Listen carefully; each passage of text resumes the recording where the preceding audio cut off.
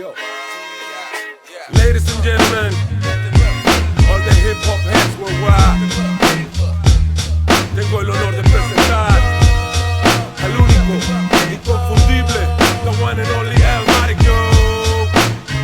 Yeah. Con la colaboración del 90 Kid, my man, Big Santino.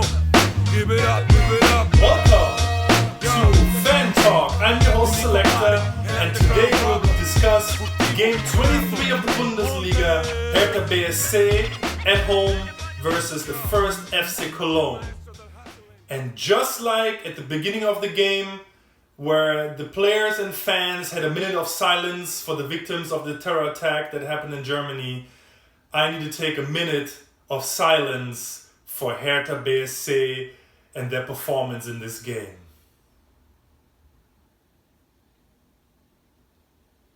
Oh my God! Oh my God! Ladies and gentlemen, what has happened? I guess typical Hertha has happened. As Hertha has taught us so many times before, she is possible of amazing things, ups and tragical downs. 5-0 at home versus Cologne. A direct opponent in the relegation battle. Now, I, in my last episode, warned us of this team. They are in form and they are clicking. My prediction is that given 3, 4, 5 more games, they're going to be well clear. I don't think that they're going to stop winning. The only tumbling stone was Bayern, who they had right before us. Anyways, I'm not here to talk about them and about their performance. I'm here to talk about us. Let's start at the very beginning. There was a minute of silence at the game because there was a terror attack in Germany. So players and fans were asked to be quiet. And here, something magical happened. During the minute of silence, there was somebody in the, maybe even Ostkurve, I think it was in the Ostkurve, that yelled something or disrespected the minute of silence. Immediately, the whole stadium erupted in whistles and in chants, Nazis out. And I've seen some footage and heard some reports that this perpetrator that did this had to leave whatever fan section he was at. If it was the Ostkurve or somewhere else, he was basically ushered out by the fans and kicked out of the stadium. Did I not say that after the racial incidents with Jordan Torunariga that this is how the fan scene has to police itself? And it works! We, from Hertha BSC, showed the Bundesliga how to deal with these type of people. Zero tolerance. Beautifully. Nobody had to get injured. I'm not saying that this person has to get pummeled and kicked out, even though maybe they might deserve this. No, we're all civilized. This is not a stage for you to act out in any type of way. Boo him, stadium wide, and kick him out of the stadium. And hopefully, unless he changes the way how he acts at these games, do not let him back in. Now, let's talk a little bit about the sports on that day. I'm not going to do the typical analysis that I do because I really do not want to discuss 5 goals against Hertha in detail. So we're going to more focus on just us, what went wrong, what went right, and we take it from there. We came back out again in Nuri's favorite formation, the 3-5-2, Jahrstein in goal. 3 across the back from the right, Stark in the middle, Boyata on the left, Rekic. In front of the defense, you had in the center Askachiba, the right of him, Wolf, who would have been that sideline player offensively and defensively. On the left, Mittelstadt with the same role. Kind of a little bit more an attacking midfielder role. We had Meyer on the left, Grujic on the right, Cunha and Piontek up front. Here is where I start my first questions. Wolf, who has notoriously been playing bad in the last couple games for us, why start him over Pekarik? Pekarik, arguably one of the heroes from the last game, that played fantastic. Why are you going to bring in Wolf again? Weird, right? Also, why is Stark, Boyata, and Rekic out there? Here, I want to say that Stark has a right foot, and that's why he was the right center back. And Torunariga has a left foot and is more a substitute for Rekic. That's why probably coach went with them. Also, maybe Stark performed beautifully in training. Coach said before the game started that they had an amazing training week. He said that they took the momentum from the Paderborn game and showed it in training, that after the game in the press conference he was surprised and astonished and he was speechless. Why did this happen? Why is Grujic starting in an attacking midfielder role again, even though he has not had form at all? And there is an interesting rumor out there. Remember that we really tried to fight to get Grujic back on loan from Liverpool. The rumors back then were that he should have been loaned out to a team that plays at least Europa League. And there were a couple of teams in the Bundesliga that really wanted him. So what I think happened is that they put a clause in his loan contract that said he gets to play X amount of games, otherwise some repercussions, lose of face. I don't know. But I think that he needs to play a certain amount of games, and that's why we keep putting him in there. Because Darida is now healthy. Darida could have played that position, and actually Darida showed us in Paderborn that he's in decent form, and he would like to come back out there and build on it. So I guess that's why Maya is back over there in the attacking mid, because that's where we need him to be. He's not playing as bad as Grujic in my own opinion. Yeah, so complete disaster. Not complete disaster actually. It was a big disaster, but not a complete disaster. We were hit on 3 counters that Cologne really played well. I mean, the crosses, the movement forward. At one point in time, it was 4 against 2. 4 against 2! How can you not score and destroy a team like that? Plus, we go down really early. We go down in the first couple of minutes, and then by middle of the first half, we're down 2-0. By the end, we're 3-0. It was 3 stinging counters that got us, 1 amazing free kick, and 1 goal that was created from the flow of the game. What went wrong? We wanted to play more offensive.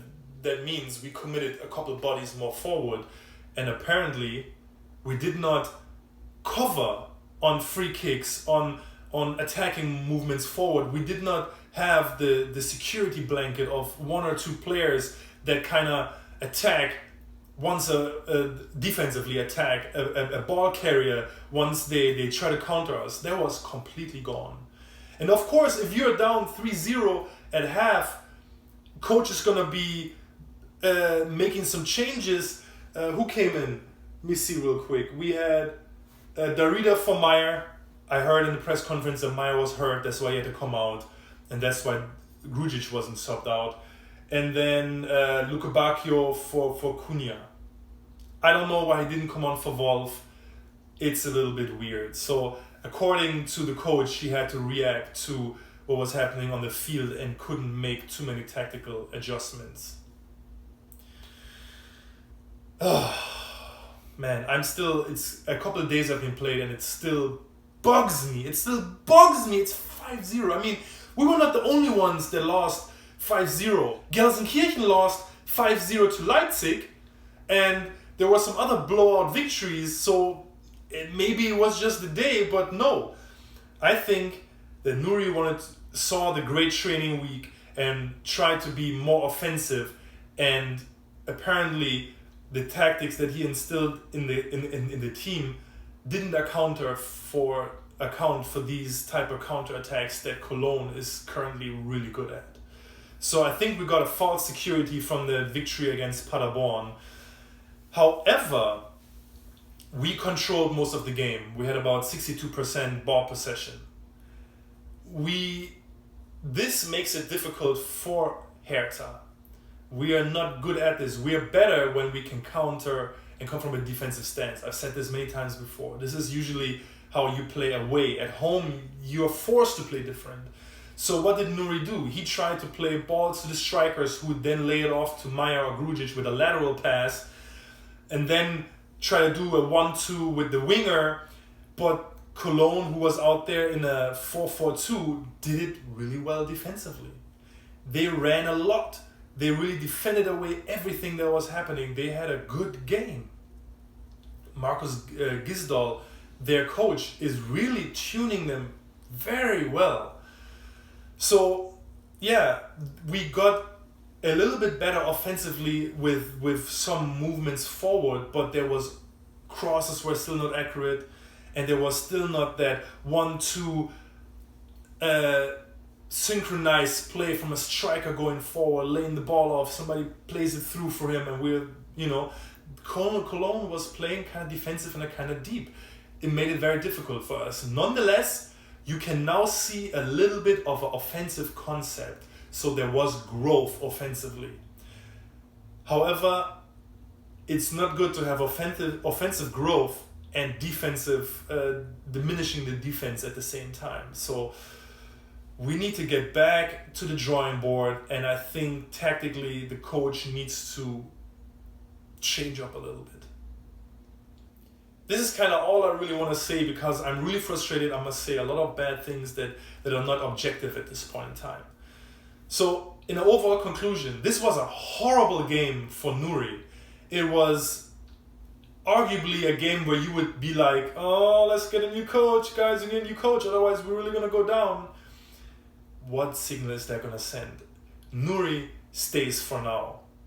Next game is against Düsseldorf, another team that we need to beat. If he manages to pull out a victory against Düsseldorf, we can build and we can move forward, which means that the coach is growing and adapting better.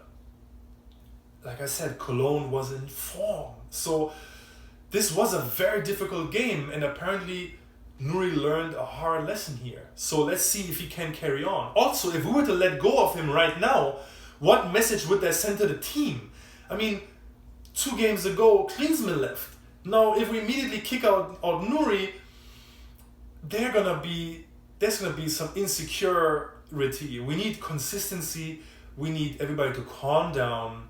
It's gonna be tough. We're gonna end up exiting the Bundesliga or ending the Bundesliga at a place close to relegation. This is just a fact that we have to get ready for and agree on right now. However, letting him go now is not right. We need to keep him, we need to stabilize. Maybe one thing that we should do is we should come out in a 4-2-3-1. It's a more defensive stance. I don't think that Wolf and our system right now is working that well. However, do we want to change to 4-4-2 or 4-2-3-1 right now after the team has been practicing and getting in tune with a 3-5-2? Would it make more sense to focus on this and figure out what is going wrong before we switch to throw everything away that we build up on this far? It's a difficult decision. What do you think? Feel free to let me know. Should we switch our complete system or should we go with a 3-5-2? I think let's play against Düsseldorf with our old tactical formation. So a 3-5-2, 3-5-2. But let's bring out Luke Bacchio. Let's bring out Pekarik. Let's at least have Dilrosun in the squad. What I would like to see for the next game is a couple changes. You have to really look at Stark and decide whether or not he currently is who we need him to be. No disrespect for him, but he needs to get his mind right. So let's put him on the bench. However, Jordan is left-footed. Boyata is a rock. He needs to stay in the middle. Rekik has been playing well, so to substitute Torunariga for Rekik right now, I think is also not smart. So unfortunately, I think we really, either Stark really can improve in this next game, or we need to go to a 4-4-2 with 2 a right and a left back, as in Pekarik and Mittelstädt or Plattenhardt on the left, because Stark is currently the questioning point for me in this 3-back line. If he can't perform, we cannot play 3 across the back, because we don't have anybody that can come in that position right now. So I think his form, his training will decide whether or not we should continue with a 3 across the back or a 4. Askachiba is playing great. I think he had the best performance from all of our players. He, according to the kicker, he had the best score there. Mittelstädt is fine on that side. I would not take him out right now. Maya, I think, is set. Grujic, depending on his clause, might have to play again. Or you bring in Derrida. However, Cunha and Piontek, I like them. However, you need to analyze whether or not to bring Luke Bacchio for Cunha. That is a coin toss that I can't really decide right now. Depending on who plays on the right wing and whether or not we play a different formation, it might make sense to play him on the wing or up top. However, Cunha was looking pretty nice. He is starting to gel a little bit with Piontek. He's very hungry. And he is, to me, more a player that you could consider a little bit a playmaker. He comes back a little bit, takes the ball, carries it up, makes a killer pass, where Luke Bacchio is great 1v1 and very fast, but arguably not so much as a connecting part of our play. So it's interesting. I would rather want to see him on the wing right now than up top. So yeah, what do you guys think? Shall we keep the same formation or shall we switch? Please let me know. Let's start a discussion in the comments. Also, to bring it back to Nuri again, it's very important to see what lessons does he draw from this last performance. Can he learn? Can he adjust? Can he come up with a better game plan? And can he tactically adjust our game plan to a point where we're not that easy to counter? All right, let's do a quick analysis of the game stats. 0-5 loss to Cologne. We shot on goal 9 times and they shot 17 times. 9 times only. Wow. We ran 112.2 kilometers. I guess that is the least I have seen this season or since I'm making these videos. Oh my God. They ran 115.2, which is, I guess, average. We played 534 passes, they did 342. So we played so many because we had 61% possession. 61%, wow. They only had, of course, 39. Our pass accuracy is 82%. That tells us that we were moving the ball left and right a lot, but whenever we played it vertically or up top, it was just gone. So we moved the ball around a lot, but very bad forward passing, at least. We had 5 corners, they had 3. Yay, we won a little bit more. We won a little bit more corners. And of course, they tackled a lot better than we did. They came out to play. We came out to play around the back. That's what that looks like. I'm looking ahead to, I think we're playing on Friday. I'm looking ahead to this game again, full of excitement. I want to see what we can do. Düsseldorf should be an easier opponent than Cologne. So let's send some good energy out there. Let's pray about it. Whatever it is that you can do to send some good energy to these boys. We need these points. If we lose to Düsseldorf, alarm bells are going to be on again. We are going to be dropping and our opponents are going to be gaining. Very scary. So, ladies and gentlemen, let's stay focused. Let's stay positive. Let's support our boys. Yo. Let's get this W in Ladies and Düsseldorf. gentlemen, Ha, all the hip hop oh, heads worldwide. Hertha BSC. Tengo el honor de presentar